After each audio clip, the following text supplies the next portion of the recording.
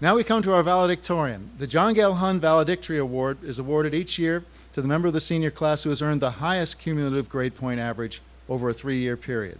The 2019 valedictorian is Summer Ann Goldstein. Summer is a voracious reader, creative thinker, an exceptional scholar with an intrinsic motivation for a greater understanding of the world around her. Inducted into the Cum Laude Society in her junior year, Summer was also recognized with a Classical Language Award and received national recognition as a presidential scholar and winner of the National Classical Etymology Award. Summer has made an indelible impression on her teachers. In fact, when I asked my colleagues for their reflections, one teacher shared that Summer's passion and curiosity inspired him to make an even deeper dive into lesson preparation for his class. Summer's not just an exceptional scholar, she's also a well-rounded individual who served as editor-in-chief of the Hun Review and worked behind the scenes as a leader in the drama program.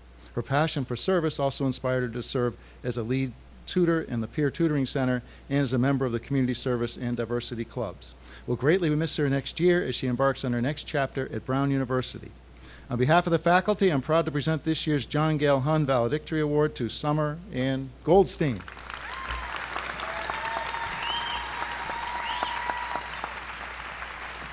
Congratulations, Summer.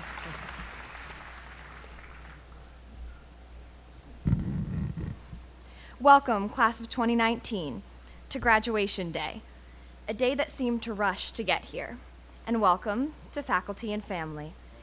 Thank you for joining us today and for helping us on this journey.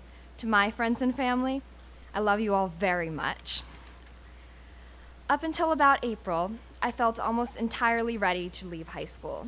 Not that I was ready for college, I still don't feel completely ready for that, but I was just ready to be free from the high school stress of classes and homework and tests and college decisions.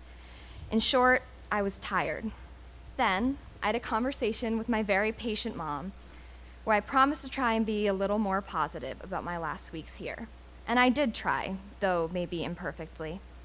But then, I began to notice more and more all that I was going to miss about this place. And I think many of us came to notice the gravity of our leaving Hun and of our impending goodbyes as we began countdowns to the last day of class and reminded each other that there were only 10 days of classes left, then 5, then 2. And how crazy is that? Of course, we will miss our friends, our favorite teachers, our coaches and faculty members, and sitting outside during class or during free time on a sunny day. And we will also miss people who we are fond of but can only really call classmates and don't know as well.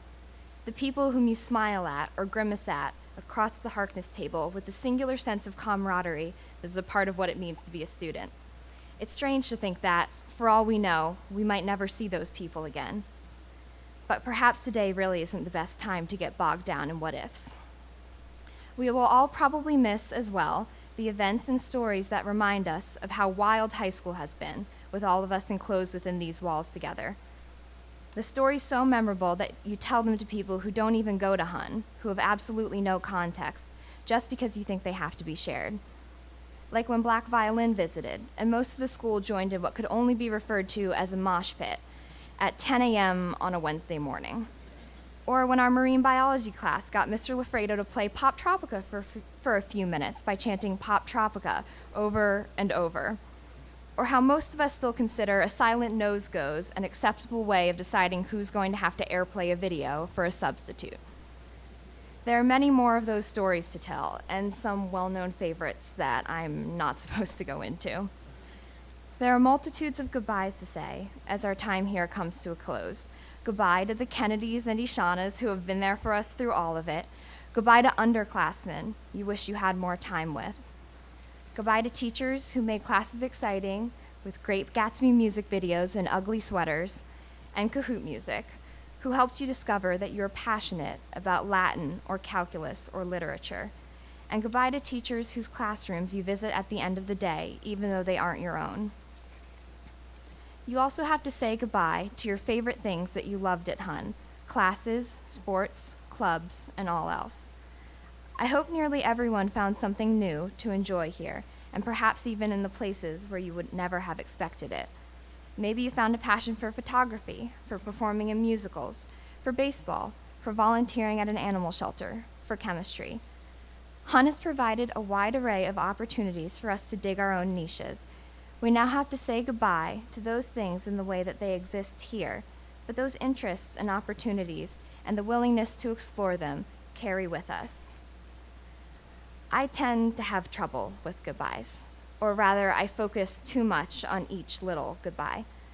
All of us have to deal with some realization that this, right then, is the last play, last home game, last AP exam of high school, you name it. Everything can be a goodbye to us who are leaving and to those who are watching us go. Of course, the Hun School will continue on without us here. People will continue to pack up just a little too early for class, especially now that there aren't going to be any bells next year, which I learned about 2 days ago. New people will sit at the table behind the library stairs or at the desks that we assigned ourselves on the first day of school. But the Hun School has been around for a long time, so it's safe to say that it's not going anywhere. It's okay to move on. I think one of the big questions for all of us right now is, am I ready for this next step? It's certainly a question that I've asked myself a lot recently. Look back on your first day of high school at Hun, when you walked up to the mall for the first time, wondering what your years here would have in store. Did you feel ready then? Maybe, maybe not. Either way, none of us could have foreseen what was set along our path here, what we did, and what choices we made. So then, are you ever fully, completely ready for anything? I think the secret is that you're not supposed to be. That's the entire point of starting something new. 0-0, as Joey said. We are all as ready as we can be and as prepared, and that uncertainty is just part of all that comes with growing up and learning to deal with new challenges.